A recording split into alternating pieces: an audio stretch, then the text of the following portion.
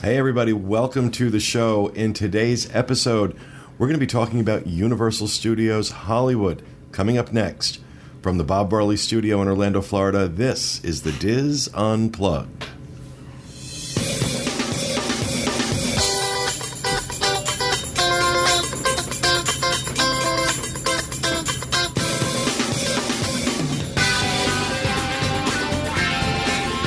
This is a special edition of the Diz Unplugged, celebrating the 60th anniversary of Disneyland.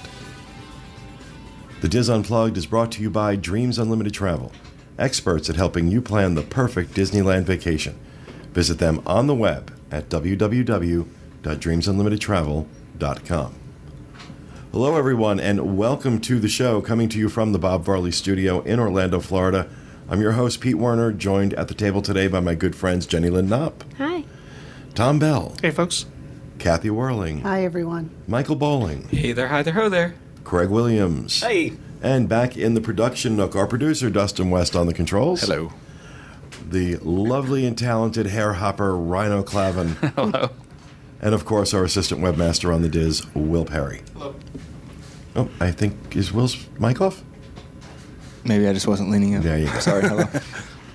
So, we are spending some time this week as we cover the resorts and parks of the Disneyland Resort.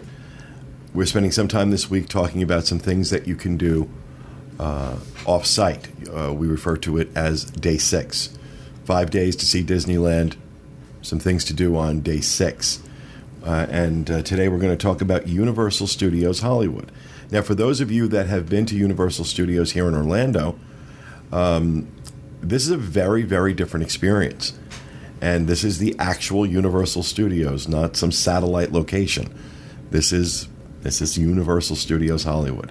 So there's a lot of things to see and do there that we don't have here in Orlando. And we're going to get to all of that in just a moment. But first, we have a nice little overview video of Universal that Rhino has put together for us. And here it is.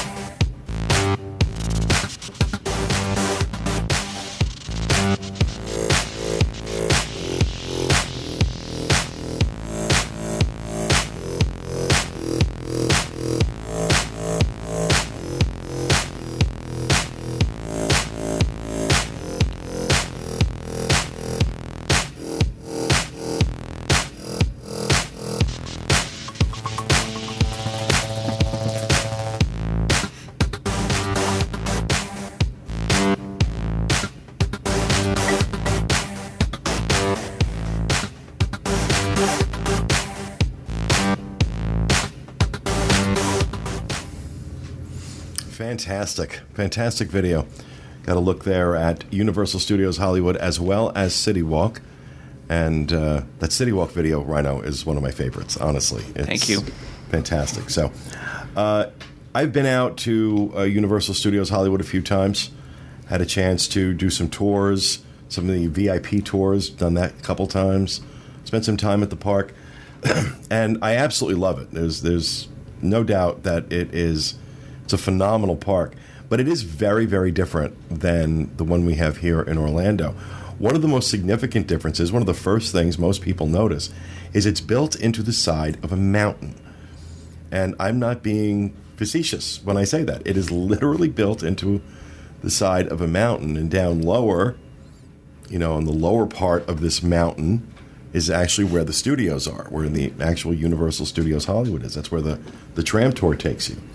And they have these ridiculously frightening escalators that take you from the upper levels down to the lower levels.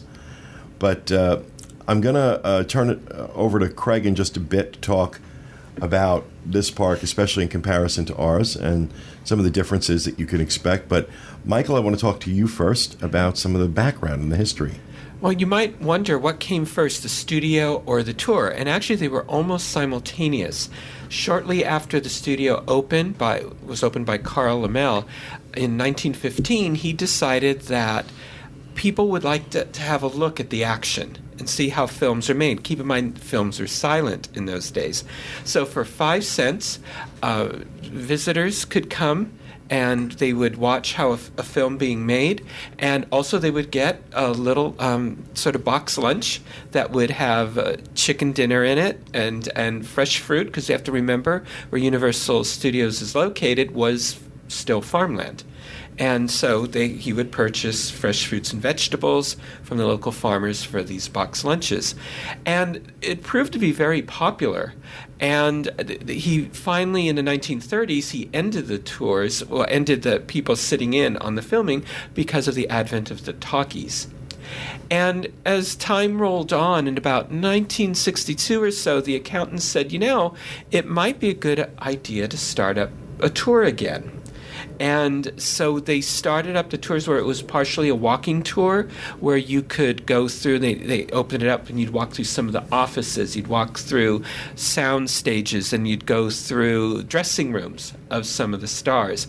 And then they started the backlot tours with what they called the glamour trams. And they would take you around on sometimes working live sets, and you could still see films being made. You could see the sets of the most recent films as well as of television productions that were going on, things like that. And it grew over time. It proved to be wildly successful. Because of, as you mentioned, where the studio is located, Southern California is prone to fires. Probably the back lot has burnt about 7 times. Wow, really? That many? Has been rebuilt over and over again. They had a very devastating one a few years ago. That took out the Kong. Well, it took out Kong, but they also had one that took out the clock tower. The clock tower Right. from Back to the Future. That whole square burnt to the ground. Right, so they continuously rebuilt it. Also, over time, the backlot tour has become smaller and smaller because as they started to compete a little more with Disneyland and Knott's Berry Farm, they started to put in attractions, rides, and it slowly took over much of what had once been the backlot. So, and that's one of the reasons you now have to take that escalator down. You used to go down in the glamour trams, and there was a midway point where you got off at Prop Plaza, and there it would be an opportunity for lunch. They would have props from recent films. They would have or television shows. They would have the bridge from Thoroughly Modern Millie that you would cross, and then another tram would pick you up to take you down to the lower lot. But as more restaurants opened and all that, the whole upper lot pretty much became part of the theme park area, and the actual tram tour was confined to the lower lot. And it slowly has become the Universal Studios that we know today. But it continues to be a working studio, and which makes it very unique. with the other production studios in the area. Well, since we're talking somewhat about, the backlot tour, I just want to mention briefly, like I said, twice I've done the VIP tour at Universal Hollywood. It's $300 a person. That does include your admission for the day. It also does include lunch. But it kind of takes you not only do the regular studio tour, studio lot tour, but they take you places where the studio tour does not go. So I've had a chance to walk into sound stages where they've been filming television shows. I forgot the name of the one show went off the air. Parenthood. Well, no, there was another one before that when I done it. Not the time we did it. The time we did it, we went on to the set, one of the sets for Parenthood, the TV show. Went on to the Dr. Oz set. I think, no, it was the Doctors. The Doctors. Yeah. And then you go into the prop warehouse. And it is the prop warehouse. It is where the salt shakers that they use in films and all the, every conceivable type of prop that you might need when you're making a film is located here. And it's really awesome because they let you just kind of walk around a little bit and check things out. And you also, with that VIP tour, get, with your pass, you get front of the line, basically express pass to all the attractions. Now, I've done it twice, and they did it differently both times. One time, we spent a lot of time in the back lot doing all that stuff. The other time, we spent not quite so much on the back lot, and he was just backdooring us into rides. And that felt to me like a little bit of a waste because I can do the express pass without you. I don't need you taking me in. I've got this. But I remember them taking us on a tram tour down Wisteria Lane, which was Desperate Housewives. Yeah. And, you see that stuff, and it's like, oh, my goodness.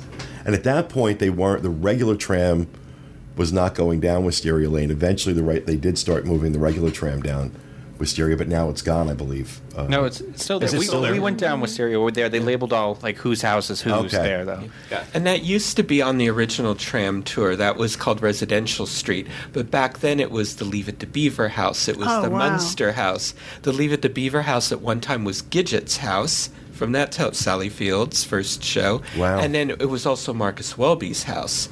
And then and so they reused all of these homes again. And the reason it's for a longest time when they were filming Desperate Housewives, they didn't want the Munsters house, which used to also be the Harbor Valley PTA home. They didn't want it visible, so they had to be very careful how they were filming it. Wow. So that it didn't show up. And then eventually they did use it in the show. And that was also Munster House was also in the TV series Please Don't Eat the Daisies. They just kept redressing it. Wow. And all that. So some of what you mentioned for the VIP tour used to be part of the standard tour in the 60s. Oh. And then they started to add in like an animal actor show, and then they had a Western stunt show, and then it started to grow and expand.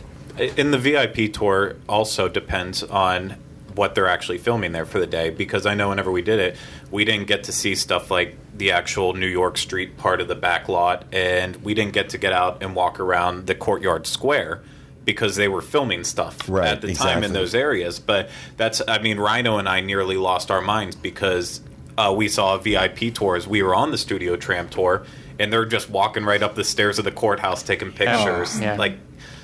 That's Back to the Future I would history lose my mind too.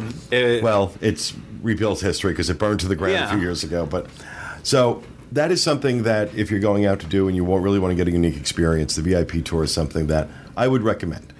And but let's talk about, Craig, the park itself and how it compares to what we have here in Orlando. Yeah, as you said kind of off the bat, it is completely different than what we have out here. And you've referenced it, Michael referenced it. It is a working studio first and foremost, unlike what we have with our Universal Studios Florida.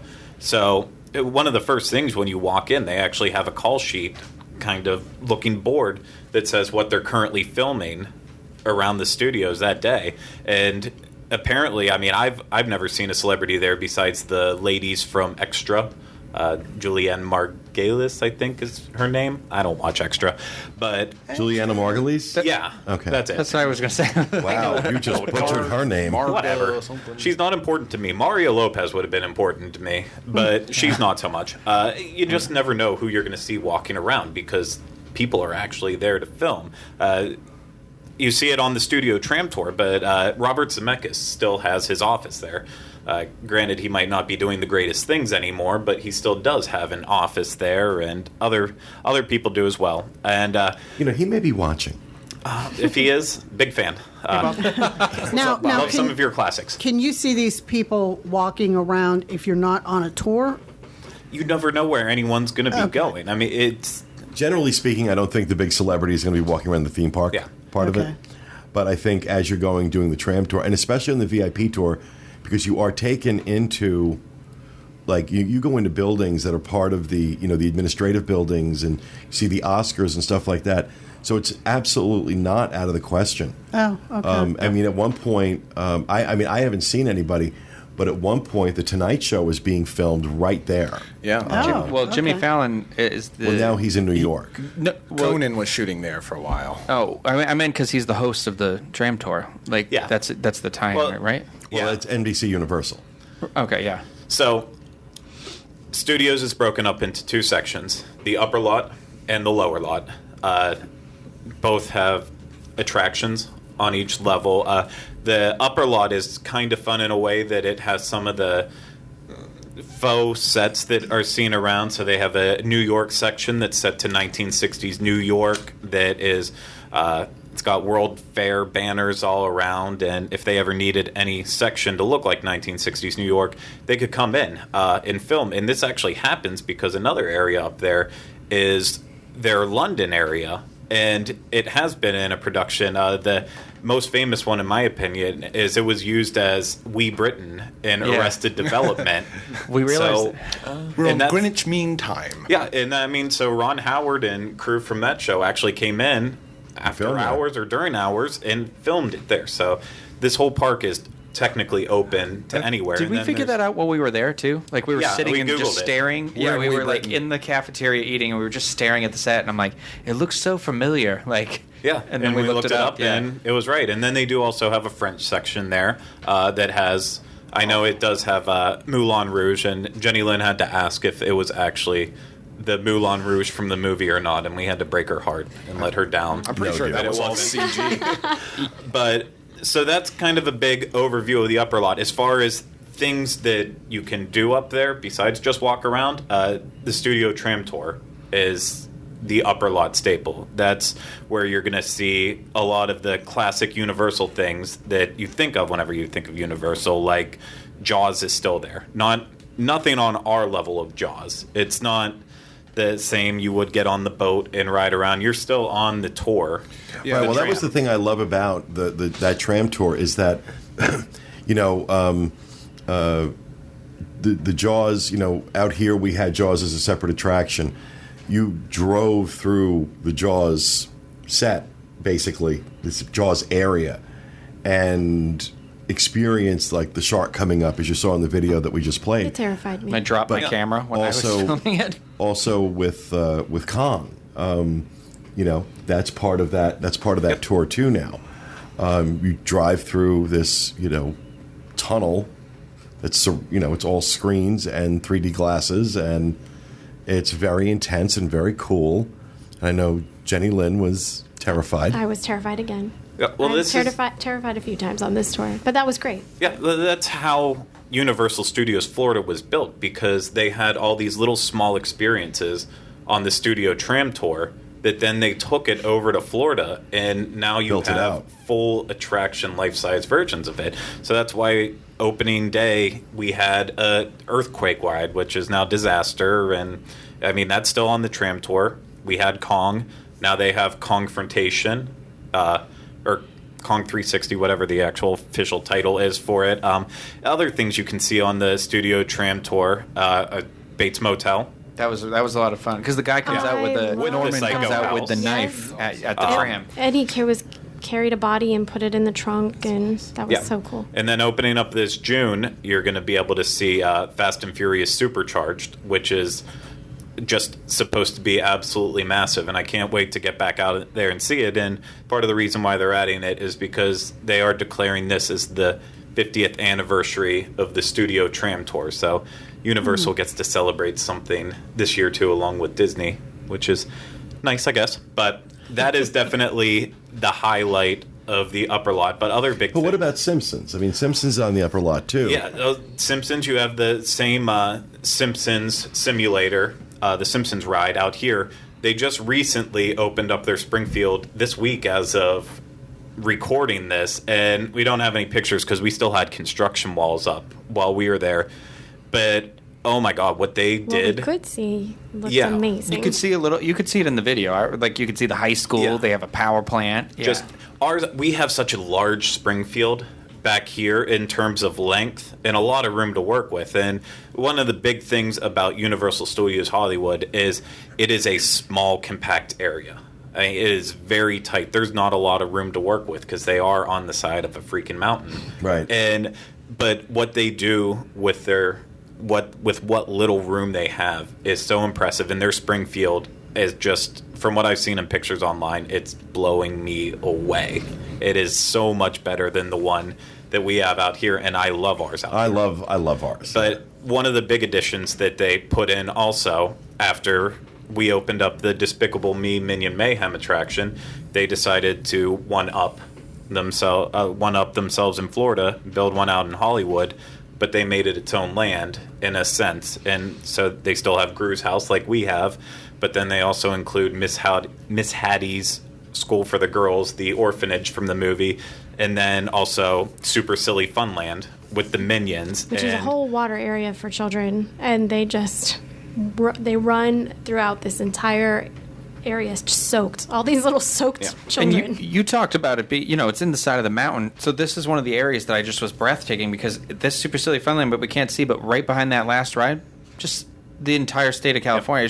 It was breathtaking. Yeah, it's a beautiful view. And Super Silly Funland is actually built on top of one of the parking garage. structures. Yeah. Are you Which serious? just Yes, it seems ridiculous, funny. but it's just right there on top of it. Smart use of your space. Oh yeah, no, they're brilliant. And also up there, as you saw in Rhino's video, if you did watch it, the Water World stunt show, something that they push no matter where you are in the park. If you're walking around, go see the Water World stunt show. And Go I will say the stunt show is far better than the movie it was based on. Exactly. Waterworld was not a great movie, but the stunt show is really very entertaining, and it always fills up. It's always a full stadium, and it's a big stadium too. It holds a lot. Oh, yeah. it holds a It- lot of people. You'll And get it is- soaked too. I It know, is such so a big. cult experience. I mean, the people who go and watch it, they are just fanatics about it. But to each their own. It's worth checking out at least once. And pay attention to where you sit.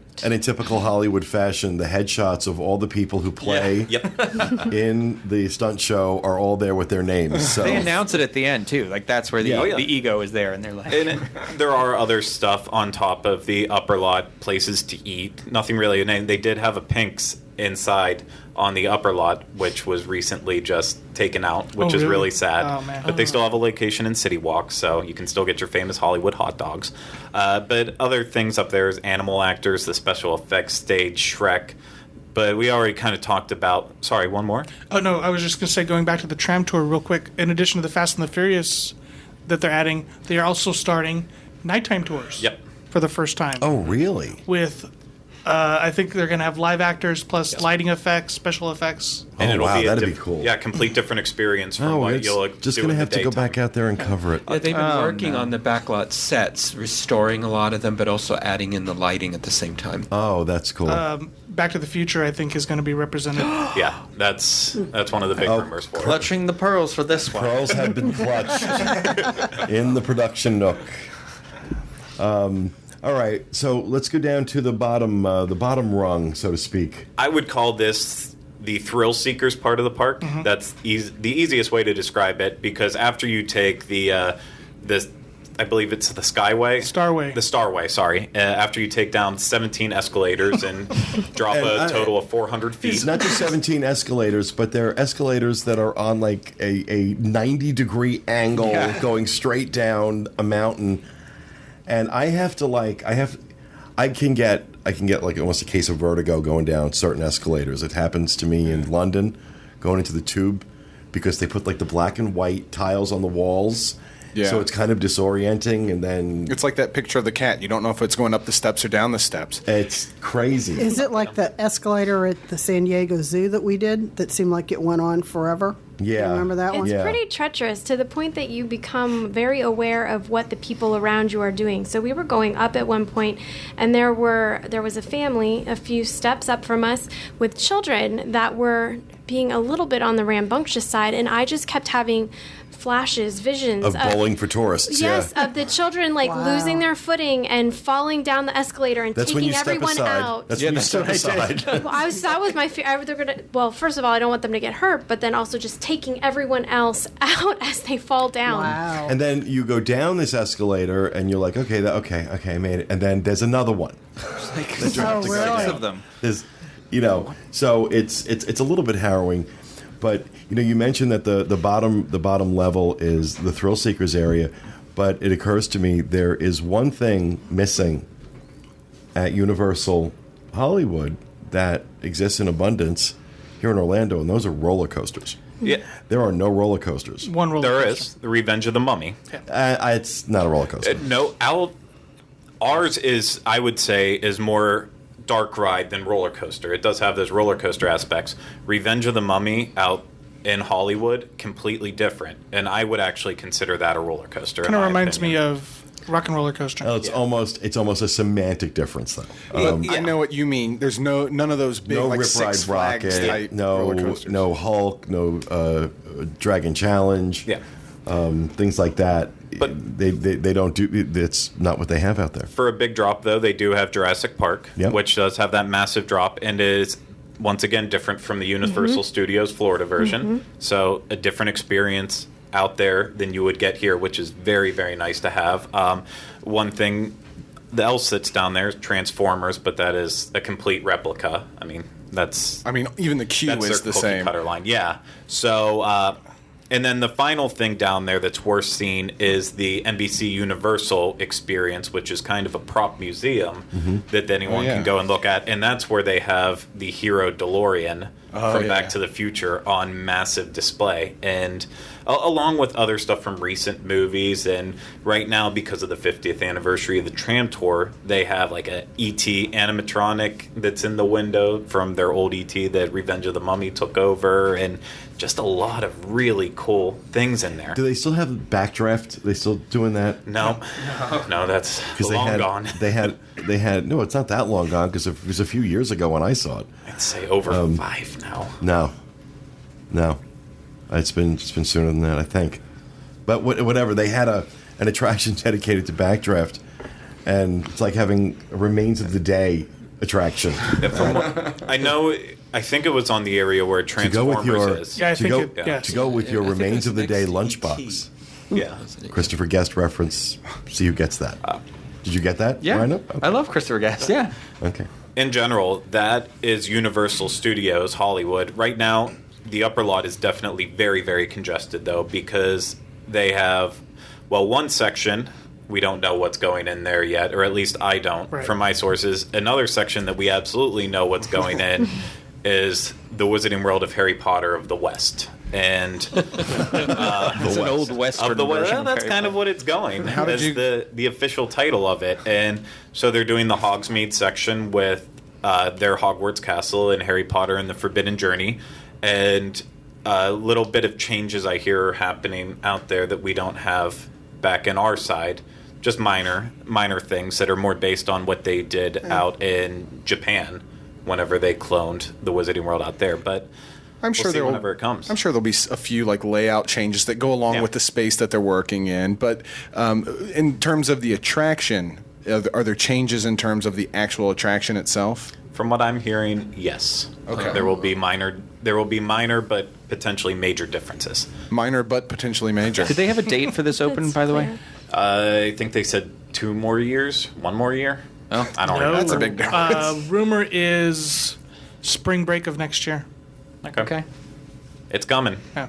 But that, in a nutshell, is Universal Studios Hollywood. So let's. I'm sorry. Go ahead. I was because they made changes real quick. They made changes to their annual pass program, Yeah. and ending it in March, and that's the rumor that is why. Oh, okay. Yeah. That would make sense. So let's just talk about cost in terms of Universal Hollywood. Gate price for a one-day ticket is $95, but online you can get that for $85 through Universal's website. As I said, the VIP experience is $299.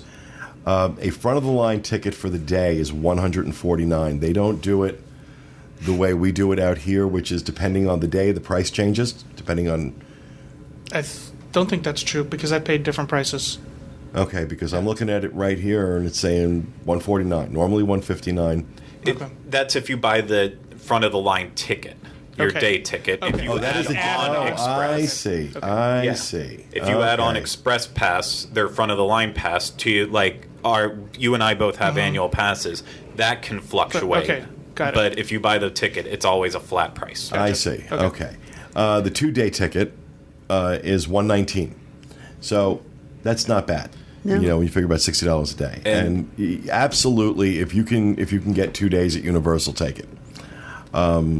Because if you really want to kind of see all of it and really, Yep, and depending on what time of the year you're at, you might fall into the buy a day, get an annual pass promotion. Their base annual pass that has blockout dates, Right. and doesn't cover the cost of parking and stuff. But that could still end up being a deal that brings you back in the future.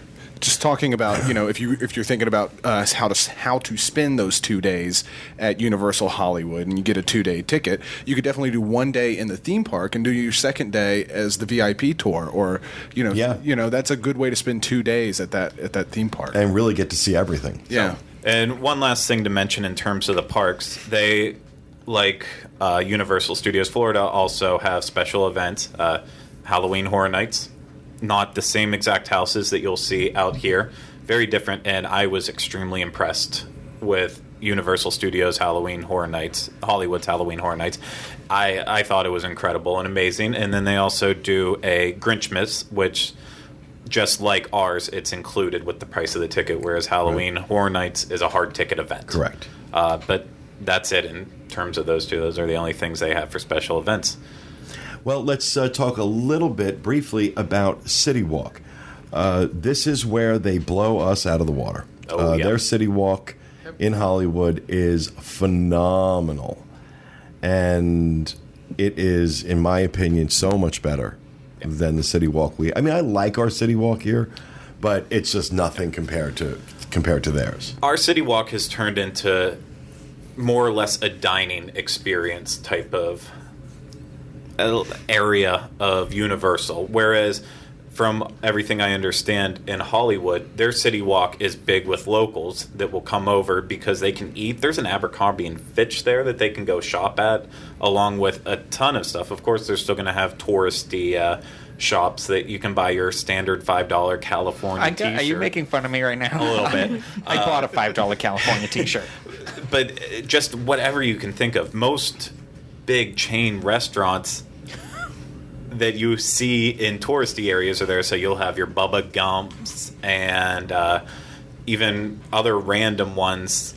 Like Buca de Beppo, Johnny Rockets. I love Buca. my Pink's Hollywood staple. They just got rid of the one famous burger place that was up there. Why don't you explain what Pink's is for people who don't know? Pink's is a hot dog shop on crack because they don't have just hot dogs, but they've got different types of sausages, and they will basically throw whatever random toppings they have in the back on them. And it's a hugely popular stand in Hollywood. It's kind of like that In-N-Out burger type of place that you hear celebrities after big events, they put their after photos up, starving too. themselves for days, they will go and pig out. Isn't it one of those restaurants where like the different hot dogs are named after celebrities? Yes. Yeah, there's like the Okay. Betty White. Yep. Yeah. That's just a plain It's old just, hot dog. yeah, it's just a hot dog. Which is what you would want from it. So one of my favorite places to eat there too is the Karl Strauss Brewery. So we talk about that a lot at Disneyland because they have the Karl Strauss beer trucks in places, Right. and then they have a full brewery out there. Really, if you can't find a place to eat at City Walk, you must not be looking because there's one right in front of you, no matter where you go. Shopping. I believe there's all over a the Capitol place. Grill there as well. Either Capitol Grill or McCormick and Schmick's. I forgot which one it was, but I know I've had steak there. I want to say I think it was McCormick and Schmidt because I thought I remember reading that sign and I was thinking about Boston and I remember thinking like I didn't know they were out here. Really good. It was really good when I was there. There's a ton. Like I said, shopping. No matter whatever Some you great need shopping, there. yeah. Yeah, there's something for everyone there. There's some. There's an AMC theater. There's a Hard Rock Cafe there that will put on shows. Not as big as our Hard Rock Cafe, but it's hard to get bigger than our Hard Rock Cafe since it's the biggest one in existence. It's designed after a coliseum. Yeah. Well, that's a 5,000 seat venue that we have Yeah. here. So that's a large venue. And then you'll have a lot of street performers around doing their thing. Violinists, guitar players, singer songwriters. It's just their City Walk never ends. You just keep walking and walking and walking and walking. It's and much walking. bigger than ours. Yeah, it's just on another scale, and I understand it from that point. As if it is a locals place to go, it needs to be like that. And no, their City Walk is just something you can't even really describe. You have to be there to understand the level of how massive it is. It is, and it's a great area. Again, very different experience from Disneyland. Very different experience from Universal Studios here in Orlando. Now, it is also a bit of a distance from Disneyland. It's a solid hour drive. Yeah, some of the places we've talked about you can get to by using public transportation. You can here, but it's cost and time. You want to rent a prohibitive. car. Rent a car. For this, you want to rent a car. And And expect LA traffic. expect LA But traffic. driving there, you get to see the Hollywood sign. You and, do. You know, so there's some stuff to do. It's a on the way. lovely little experience driving there. You get to see a Well, lot I think of cool lovely, things, maybe but- overselling it a bit. No, I enjoy driving in LA. I get a rush out of it. But you get to see a lot along the way. Not if you're driving, because well, you need to keep your eye on the road at all times. That helps. That's my PSA for the day. So In addition to the YouTube videos, I just want to mention that these guys took a bunch of photos while they were out there, so they'll have those, or we'll have those up on the website. Make sure you check those out. Oh, yeah, we'll have everything up with all of this. Oh, yeah. Better. but no, it's Better. You better, Will. just Universal City with Universal Studios, Hollywood, and City Walk is a complete different experience Yeah. than anything you'll see out here. It's different, but if you go in with an open mind and appreciate it for the differences, I think it's easily worth driving over on a day 6 to see it. Awesome. All right, well, that is going to do it for our overview of Universal Studios Hollywood. We hope you enjoyed it, and we'll be back with you again next time with another edition of the Diz Unplugged. Thanks for being with us, everyone, and remember, go to Disneyland and Universal, Hollywood, and all the other places. That's very fun. Maybe Lickland.